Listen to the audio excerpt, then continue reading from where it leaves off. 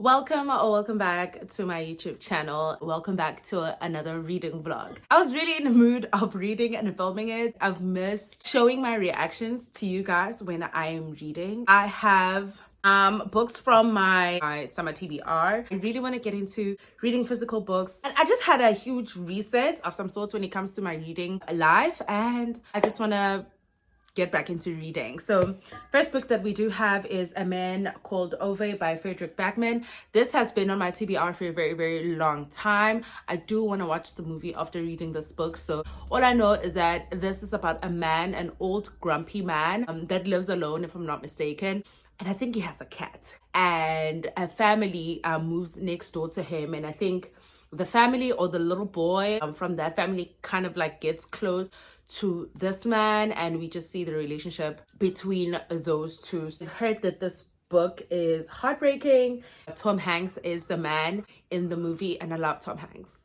I'm really excited to read this book and just, be immersed in the story and get my heart broken and just feel something, because your girl's in the mood to feel something, okay? Period. I read the prologue of Delawit's Destiny by Tommy Obaro. The prologue made me think of my friends. It made me think of my two girlfriends, and I was like, oh my gosh, I'm going to be reading about us. And I know that this book is about three friends throughout their 3 decades of friendship, all the ups and downs of being together, being far away from each other, having long distance relationships with each other, the relationship as it grows, as also they grow individually and have marriages and have children and have all these things that they have going on in their lives. I'm really excited about this book. The last book that I do have on my table is A Night Crawling by Leila Motley. I thought this book was spooky, but apparently this book is very dark. This book was actually gifted to me for review purposes from Jonathan Ball Publishers a while back. There are a lot of books from Jonathan Ball Publishers that I haven't read that I need to get through. I'm interested to know what's dark about it, because I thought it was going to be spooky. So I'm really interested. Another thing that I wanted to share with you guys is that I am currently in a book club with my two friends, Ulunga and Uzenada from Instagram. I will put their Instagram down below. We have the Celebrity Book Club. Basically talk about all the books, like favorite books by celebrities that kind of like inspire their work, or some of their just like their favorite books in just general. Our first book for October was actually Norwegian Wood by Murakami. This is Harry Styles, one of Harry Styles' favorite book. And I know Harry Styles is such a random person. When Lunga actually explained it, I was like, oh, okay, that makes sense. I don't listen to Harry Styles. This book was actually quite interested. I'm actually shocked that he liked this book. I've known of this author before. I've seen this author around and people talking about it, and I've even seen this book before, but it's not something that I would pick up. And I think this book club is going to broaden my book selection and how I pick books up, because I've been picking books that are just quite popular, and I think this book club is going to force me to move away from that and just read books, getting to know new authors, being acquainted with different stories. You get what I'm saying? Because I've been in my romance era, and it's a little tiring a little bit. If you want to know more about the Celebrity Book Club that me and Zananda and Lunga are having almost every month, head out on our Instagrams. We share stories about books that we're going to be reading for that month. And yeah, without further ado, after being gone for so long, in my opinion, I feel like I've been gone forever. Okay, let's get into some reading. And yeah, I'm so excited to be back.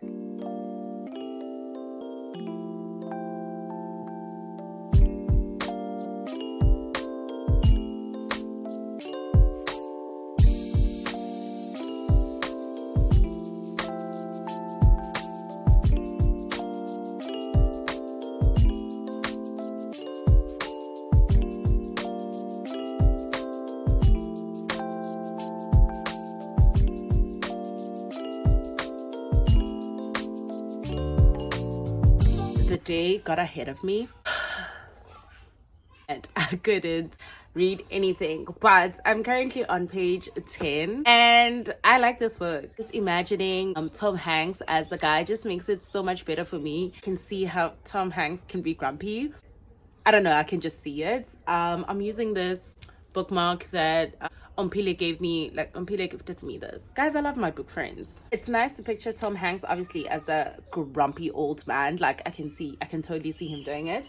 And I love how this book is descriptive, but not overly descriptive in a way that it's boring. Descriptive because they want you to get an idea of the place and what it looks like. Ove is a stickler for the rules. Like he's so like, this is how things are supposed to be done. I don't understand why people don't do it like that. Like, people are such idiots. Instead of it being like grumpy and annoying, and I can see how him being like this can be annoying. Oh my god, when I'm reading this, I'm finding it hilarious instead of it being like annoying. And maybe some other people will be like so annoyed by Ove, and if I had an Ove in my life experience, maybe I'd be annoyed. But I think I like old people in that sense. Once I reach 100 pages, I'll come back and let you guys know what I think. I love it so much when predictions or books that you expect to be good are actually good. Like, I love it when my expectations are reached, guys. Like, it makes me like this. Like, it makes me super happy.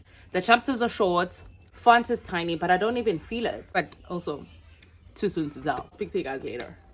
Guys, when I started this book, right, I was like, oh, you know, this family that just moved in next to Ove is going to help him. I'm currently on page 63. I'm just shocked at what's happening right now. I'll come back.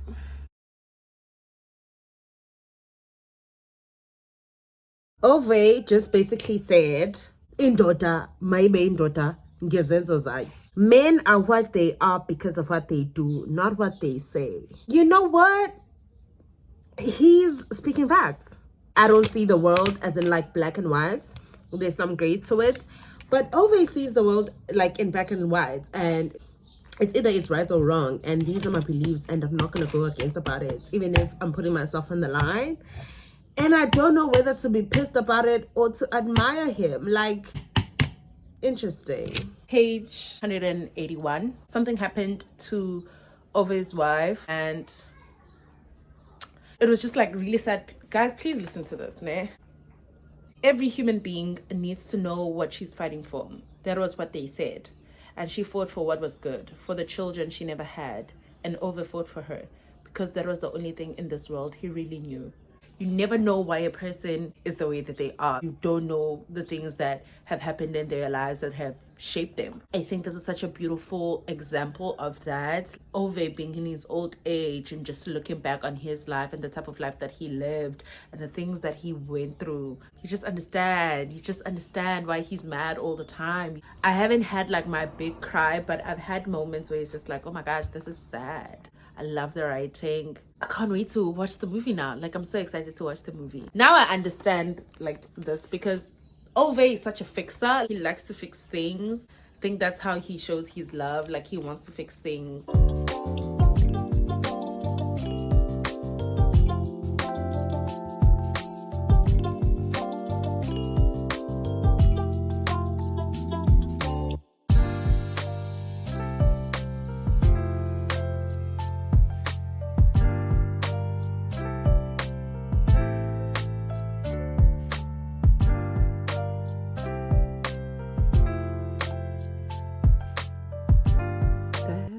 Do it.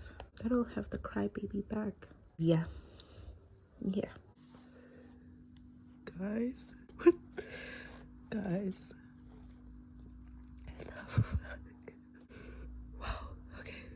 Oh, wow. Wow.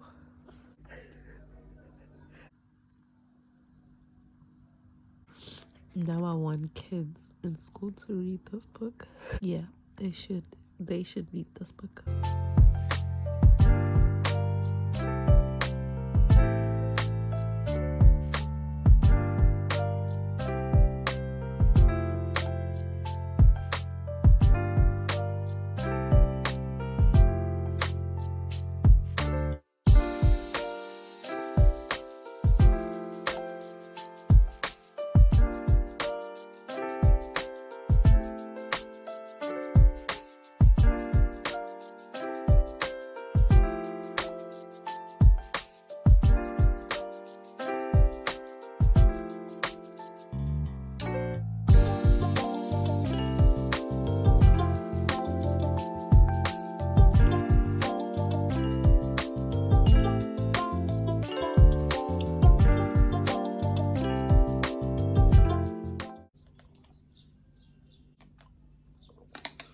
Watermelon slushies? Watermelon slushies. That's the chat. Haven't given you guys an update. So I finished A Man Called Ove. I absolutely love this book. I cried. Also watched the movie, which also made me cry. Ove is a rude old man. It takes you on a journey of understanding why he is the way he is. Basically, there are a lot of things that happened in his life that made him the way that he is. Interesting to see how he grows as a person. Even when he's old, he still learns things like almost every single day. There were some offensive comments that Ove says, because Ove is rude, guys. And I know that I said that to me, it's kind of funny, but I think because some things were spoken in such lightness that I didn't find it offensive until he made a comment about a certain person. It was basically giving fatphobia. Didn't find it necessary for it to be there. I understand the hype. I get it, guys. Definitely worth it. I would suggest that you get this book. It was really, really, really, really good. I've already started Delawit's Destiny, and so far I am enjoying this book so much. I'm doing 5 stars back to back. Delawit's Destiny is about these 3 friends throughout 3 decades of their lives, but currently we are seeing them in like the present form. Destiny, who is one of the daughters of the 3 friends, is getting married. So the 3 friends are coming together for the first time in a very, very long time to see each other and to celebrate the wedding. So far, you just get the background of the type of people that they are and the type of lives that they live. There's something about African literature that brings me a whole lot of anxiety. I think it's Zainab. She's going through something, and I don't know if she's gonna make it to the wedding. I think I had missed that thrill with African literature. Like, there's something about African lit, guys, and how African authors write that just puts you at the edge of your seats. It's definitely fast-paced, and the writing just flows so well. So far, I'm loving it so much. Yeah, guys, that is all for the updates. I'll talk to you guys later.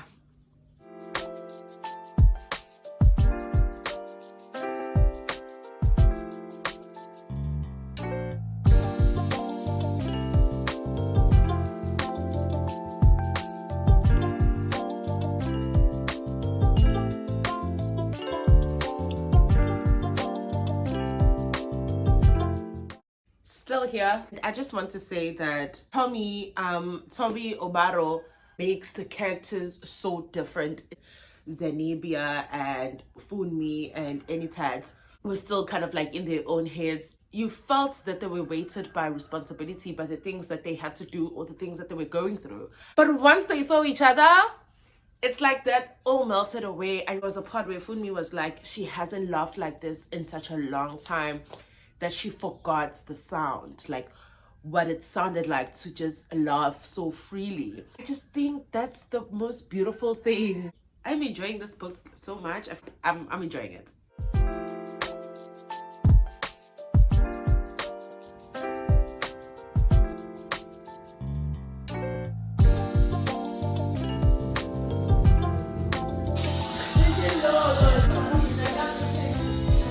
Hi guys, I am back with an update. I finally finished Delawit's Destiny by Tomi Obaro, and I absolutely love this book. I finished it a while back, to be honest with you. I finished it sometime after Christmas. I'm not sure how my updates of this book is going to be like right now after I've digested for such a long time, but I remember finishing it and thinking to myself, oh my god, that was so good. And it's funny because the title says Delawit's Destiny, right? And it's nothing about the wedding. Like, you only get the wedding part like the last 25 pages of this book. I didn't think it was misleading, but I just found it interesting that this is the title and we are not even about the wedding. I really just want to talk about these friends. I mean, I found myself seeing my friends in this and also seeing a little bit of myself in some of these characters. I just found this book to be very profound and very monumental for me.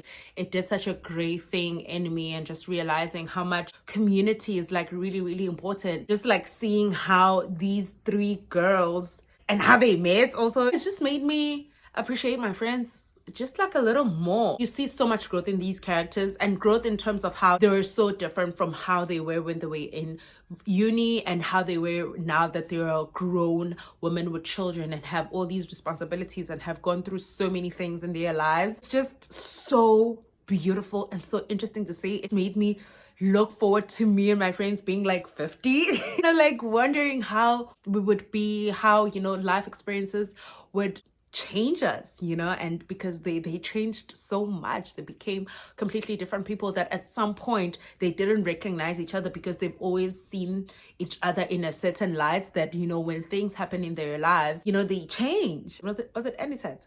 I think it was Anitet who like really rooted in the relationship that she had with her mom Sharon, and how she's trying to do things differently with her daughter, but also trying to understand that her daughter is not the girl that she was, in terms of how she was raised, the type of situation that she's in, and trying to understand the struggles of her daughter at the same time. Also see Funmi, who is Destiny's mother, and we see her as this head on, straight on, knows what she wants her child to be like, but also Destiny not kind of living up to that. Just seeing that dynamic, guys, it was so flippin' interesting, and I want to read this book again, but also at the same time I want to read this book with my friends. Like, it talks about being Black and loving your city and your country, and also feeling very strange in a place that you thought will finally be an escape for you. I saw so many parallels in my life and the characters of this book, and it felt so real and so relatable to me, and I absolutely loved it. I absolutely enjoyed this book. I love this book. It was a 5-star. I was going to kind of like finish Nightcrawling, but I'm not sure if I'm going to like this book, hey? I'm not gonna put it in this reading vlog. I'm probably gonna do a lot of stories on my Instagram, so if you're not following me there, please do follow me there if you want to know what I think of Nightcrawling. But so far, I don't want to lie to you, I'm not really, it's not hitting. Yeah, but we'll see how it actually goes. With that, guys, thank you so much for watching. I really do hope that you did enjoy this video. If you did, please don't forget to hit the big thumbs up. Hit that subscribe button if you haven't. Hit the little bell to get notified every single time homegirl post a video. Until next time, sugars, thank you so much for watching. Mwah. Bye.